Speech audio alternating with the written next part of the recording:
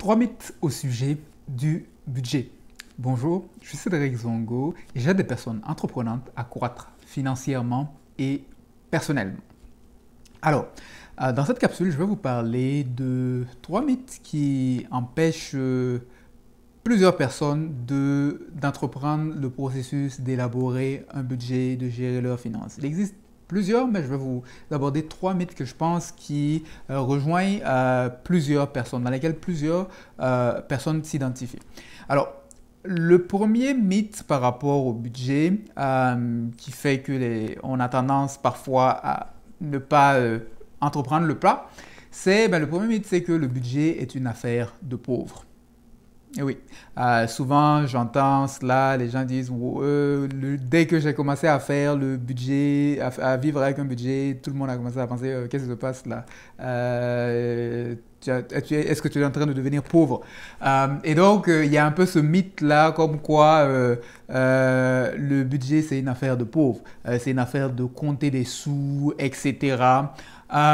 Mais malheureusement c'est un mythe. C'est un mythe qui a été véhiculé et qui fait des ravages parce que vous ne pourrez jamais créer de la richesse tant que vous ne contrôlez pas vos dépenses. Et donc, un budget, c'est un outil pour vous aider à contrôler vos dépenses. Et tant que vous ne contrôlez pas vos dépenses, vous n'allez pas pouvoir créer de la richesse. Et au cas où vous ne le saviez pas, les riches, les gens ultra riches de ce monde font des budgets.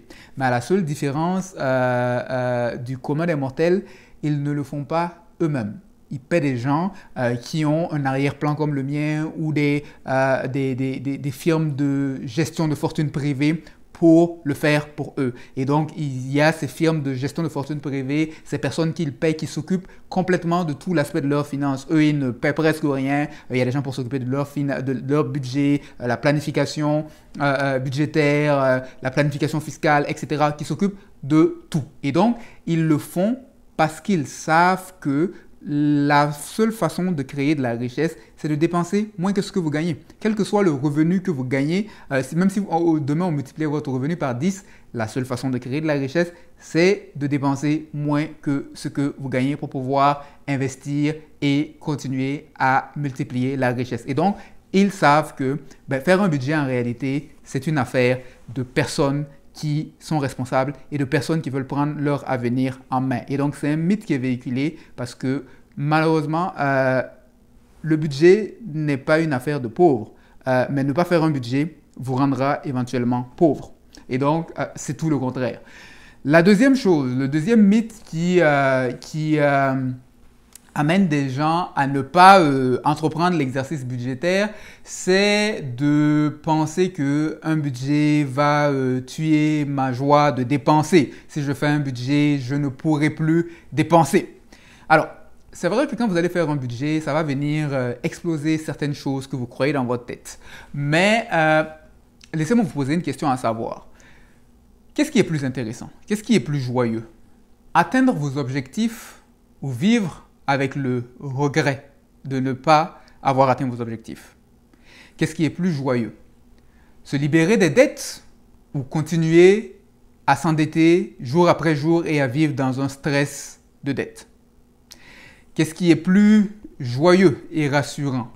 De savoir que vous investissez régulièrement vers votre retraite ou de savoir que là, vous avez 55 ans avec 1 000 $ en épargne, avec des dettes de carte de crédit et vous vous posez la question à savoir quand la retraite va arriver, comment vous allez faire? Qu'est-ce qui est plus joyeux? En fait, le budget ne tue pas votre joie de dépenser. En fait, le budget, il vous dit ce que vous pouvez dépenser parce que le budget, il n'invente pas de chiffres. Si vous gagnez 2 000 $, le budget vous indique que vous avez 2 000 $ et voici ce que vous pouvez dépenser avec 2 000 $. Si vous gagnez 10 000 $, le budget vous dit voici ce que vous gagnez, c'est 10 000 $ et voici comment est-ce que vous pouvez dépenser les 10 000 $. Et donc, le budget ne vous empêche pas de dépenser parce qu'il ne fait que refléter la réalité. Et donc, le problème, si vous pensez que le budget vous empêche de dépenser, ce n'est pas que le budget vous empêche de dépenser parce qu'il ne crée rien. Le problème, c'est que vous préférez vivre dans le déni. Vous préférez dépenser sans avoir une réalité de votre capacité. C'est ce que vous préférez. Et donc, le problème n'est pas le budget, mais le problème, c'est le déni dans lequel vous êtes. Et malheureusement, les recherches démontrent que les personnes qui aiment vivre dans le déni sont souvent des personnes qui ont tendance à aimer paraître riches. Ce sont les personnes qui aiment toujours avoir les choses les plus coûteuses. Quand ils vont dans un magasin, pour eux, absolument, il faut que je prenne la chose qui coûte le plus cher. Les personnes qui aiment paraître ont souvent le profil de ces gens qui ne veulent pas, en fait, regarder un budget parce que, ils ont peur que la réalité vienne confronter leur film qu'ils se jouent dans la tête. Une deuxième caractéristique de personnes, en fait, qui ont cette tendance-là, ce sont des personnes qui ont tendance à dire, les bonnes personnes ne devraient pas s'occuper de l'argent. Si tu es bon, tu ne devrais pas t'occuper de l'argent parce que l'argent, c'est un peu sale, c'est un peu... Ouais, c'est pas bien. Ceux qui pensent d'argent, ceux qui parlent d'argent, c'est pas bien ça. C'est le mal. Souvent, en fait, ça va être aussi une caractéristique de personnes qui ne vont pas avoir tendance à faire un budget et qui vont souvent utiliser ce genre de phrases, les bonnes personnes ne devraient pas s'occuper de l'argent, pour en réalité justifier leur déchéance financière. Parce qu'ils savent que s'ils doivent reprendre leur vie en main, ça va leur demander du travail. Mais parce qu'ils ne veulent pas faire ce travail, ils se disent non, les bonnes personnes ne devraient pas s'occuper. Et puis, on coule tout doucement et puis c'est normal. Mais si vous voulez vous en sortir, vous avez besoin de faire un budget. Et un budget ne tue pas votre joie de dépenser parce que le budget ne crée rien. Il vous dit ce que vous avez. Et vous organisez vos dépenses comme vous voulez. Si vous voulez dépenser plus, vous voyez que votre argent ne suffit pas, vous allez chercher, travailler plus pour chercher plus de revenus, trouver d'autres sources de revenus. La troisième chose ou le troisième mythe qui empêche les gens d'élaborer un budget, c'est le mythe selon lequel je ne suis pas bon en comptabilité ou je ne sais pas calculer, donc je ne peux pas, je suis pas bon en maths, donc je ne peux pas faire un budget. Non, ça ne prend pas des grandes mathématiques pour pouvoir faire un budget. Si vous savez faire des additions, des soustractions, des multiplications ou des divisions, vous pouvez faire un budget. Vous n'avez pas besoin d'aller à l'université pour pouvoir savoir faire ces 4 calculs. Et donc, un budget, vous pouvez le faire, pas besoin d'un PhD pour le faire. Et en plus, vous avez des calculatrices, vous avez plein de logiciels, de systèmes qui vous aident à pouvoir le faire. Et donc, c'est important pour vous de savoir que si vous voulez à un moment donné créer de la richesse, avoir une meilleure santé financière, vous allez avoir besoin de créer un plan. Vous n'avez pas nécessairement besoin d'un plan complexe avec 10 000 lignes, etc. Mais vous allez avoir besoin de créer un système de planification de vos revenus.